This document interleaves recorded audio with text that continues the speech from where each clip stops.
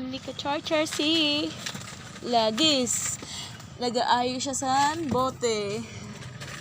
Sana all nag-aayos. Matibay siya magpanday mga ka-charger. Kaya kung may mga sila ka muna, mga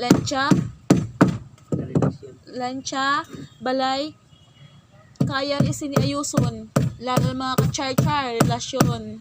Kayang-kaya niya ayuson.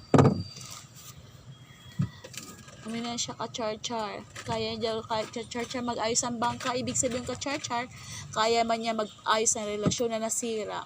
Kaya mga ka-charger, sa mga nasira na relasyon, mag-contact lang kamo sini kay Samuel 0911-2233445. Ang po siya yung number. Kaya mga ka-charger, kontakon nyo lang po yun siya ng tao. May sigurado mapaayos ganun na yung relasyon na nasira. Amini siya mga ka-charger, matibay din siya magpanday. Isa din sa mga asahan din sa kumpanya.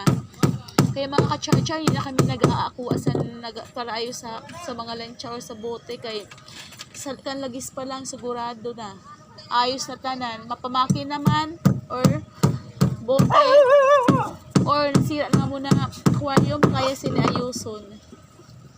Itaon yung mga ka-charger. Kita mo at pa-oropik sa pina nagamit si ka-charger.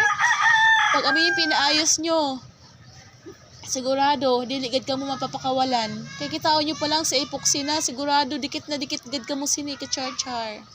Mga ka-charger, dinin pa ka mo mga ka-charger. Ari kami sugad sa bye-bye. Nakisamok naman ako mga ka-charger sa akong kaupod. See? Mga ka-charger, thank you for watching. Bye!